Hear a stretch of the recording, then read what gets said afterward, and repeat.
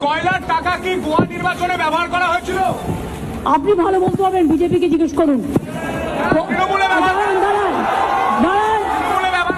দাঁড়ান, কয়লার টাকা অমিত শাহ ব্যবহার করেছেন, অমিত শাহ ব্যবহার করেছেন, রাজনাথ সিং ব্যবহার করেছেন, জগন্নাথ চট্টোপাধ্যায় ব্যবহার করেছেন, শুভেন্দু অধিকারী ব্যবহার করেছেন। এবং তাই আপনাকে বলছি যে আপনি ইডিটাকে রেড করুন, অমিত শাহকে রেড করুন, অমিত শাহকে রেড করুন, শুভেন্দুকে রেড করুক, জগন্নাথ চট্টোপাধ্যায়কে রেড করুক, রাজনাথকে রেড করুক। Thank you so much, thank you so much, thank you so much. যতই বিজেপি করুন হবে না কো জয়, দিনে দিনে হবে আপনাদের ক্ষয়। আর বাংলা দালাল, আর বাংলা দালাল, আর বাংলা দালাল। ঘুঘু তুমি বারে বারে খেয়ে যাও ধান। ঘুঘু এরপর ধান খেতে গিয়ে ধরা পড়ল একদম ইডির হাতে এবং সাংবাদিকের প্রশ্নে মেজাজ হারালেন আমাদের দিদি। সাংবাদিক এমন কি ভুল প্রশ্নটা জিজ্ঞাসা করল যে কয়লার টাকা কি দিদি ভোটে ব্যবহার করেছেন? সেই পরিপ্রেক্ষিতে দিদি কি উত্তর দিল যে অমিত শাহ ব্যবহার করেছে, শুভেন্দু অধিকারী ব্যবহার করেছে, রাজনাথ সেন ব্যবহার করেছে, জগন্নাথ চট্টোপাধ্যায় ব্যবহার করেছে। কই ইডি তো ওদের বাড়িতে গিয়ে বা বিজেপির অফিসে গিয়ে তদন্ত করেছে, এইরকম তো কোনো কিছু শোনা যায়নি। বা ওদের গার্লফ্রেন্ডের ঘরে গিয়ে তদন্ত করেছে, এটাও তো শোনা যায়নি। কিন্তু তৃণমূলে শোনা গেছে পার্থ চট্টোপাধ্যায়ের বান্ধবীর খাটের তোলার থেকে 51 কোটি টাকা পেয়েছে। অন্য কোনো বিজেপির নেতা বা নেত্রীর খাটের তোলার থেকে 51 কোটি কিন্তু এখনো পর্যন্ত উদ্ধার হয়নি। এবং এই যে সাংবাদিকটা কি বলছে, বিজেপির দালাল। সাংবাদিক এমন কি প্রশ্নটা করলো দিদিকে যে বিজেপির দালাল বলতে হচ্ছে। ঠিকই তো প্রশ্ন করেছে, এমন কি ফেক নিউজ মানুষকে দেখাচ্ছে যে বিজেপির দালাল, যেটা সঠিক সেইটাই তো মানুষকে দেখাচ্ছে।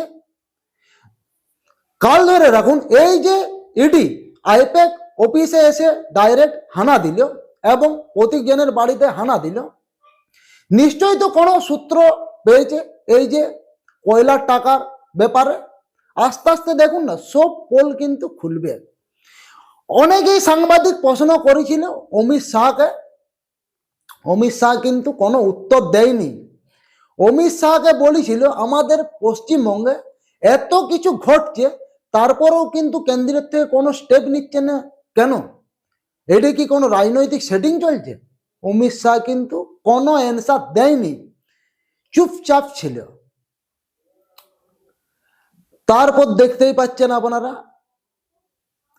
খোলসট কেমন আস্তে আস্তে ছাড়ছে কেন্দ্রীয় থেকে।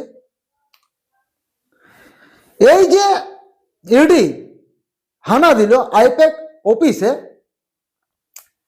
এইটা তো একটা সরকারি কর্পোরেট, কোনো তৃণমূলের পার্টি অফিস নয় যে দিদি ডাইরেক্ট এসে ওইখানে যে সমস্ত নথিপত্র ছিল সরিয়ে দিবে। এটা কিন্তু আইনতভাবে উচিত নয়, কিন্তু সেইটাই করল মাননীয় মুখ্যমন্ত্রী মমতা বন্দ্যোপাধ্যায়। যখন এই শুনি যে ইডি এসে হাজির, দিদি তড়িঘড়ি করে একদম আইপ্যাক অফিসে গিয়ে হাজির। যে সমস্ত নথিপত্র ছিল, হার্ড ডিস্ক থেকে শুরু করে ফাইল পর্যন্ত সব একদম সরিয়ে ফেললো, পাবলিকের সামনে নিয়ে যাচ্ছে এবং চারদিকে সাংবাদিকে ভর্তি। যেটা পাবলিক রেখেছে, যেটা সাংবাদিক রেখেছে, সেইটাই কিন্তু তুলে ধরেছে। তারপর দিদির উত্তর কি, বিজেপির দালাল এবং শুভেন্দু অধিকারী কয়লার টাকা ব্যবহার করেছে, অমিত শাহ ব্যবহার করেছে, রাজনাথ সেন ব্যবহার করেছে এবং জগন্নাথ চট্টোপাধ্যায় ব্যবহার করেছে। এইটা কোনো উত্তর হলো? আপনারাই বলুন। এই যে বারবার মানুষকে এরকম ভাবে বোকা বানানো, আর কতদিন বোকা বানাবে পশ্চিমবঙ্গকে? তা না হলে আপনারাই ভাবুন, মেসি এলো, মেসি বোম্বে গেল, তেলেঙ্গানা গেল এবং দিল্লি পর্যন্ত গেল, কোথাও 20 টাকার জলের বোতল 100 টাকা 200 টাকায় বিক্রি হয়েছে কি শুনেছেন? কিন্তু আমাদের পশ্চিমবঙ্গে হয়েছে। আমাদের পশ্চিমবঙ্গে এমন কোনো কাজ নেই অসম্ভব, সবই সম্ভব। মানুষ হাজার হাজার লাখ লাখ টাকা খরচা করে দেখতে গেল মেসিকে, মেসিকে কিন্তু দেখতে কেউ পেল না সেরকম ভাবে।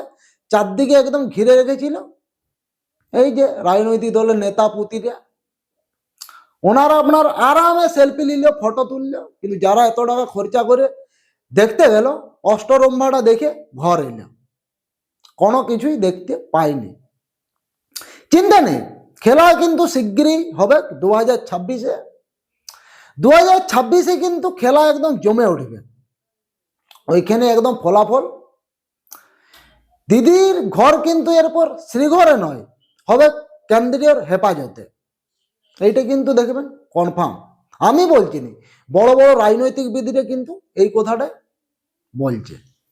এই বিষয়ে আপনাদের কি মতামত অবশ্যই কমেন্টে জানান। এবং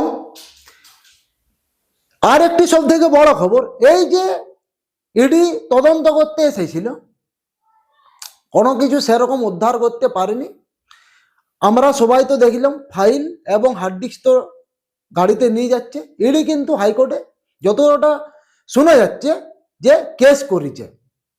দেখা যাক কেন্দ্রের থেকে এরপর কি বড় সিদ্ধান্ত নেই, সেই বিষয়ে যখন কোনো আপডেট আসবে আমি এরপর কিন্তু আপনাদেরকে সঙ্গে সঙ্গে জানাবো। তো বন্ধুরা, আজকের এই ভিডিওটা এখানে আমি স্টপ করছি। ভিডিও যদি আপনাদের ভালো লাগে অবশ্যই ভিডিওটিকে লাইক শেয়ার কমেন্ট করুন। আর এই চ্যানেলে নতুন যারা ভিজিট করেছেন অবশ্যই চ্যানেলটিকে সাবস্ক্রাইব করুন।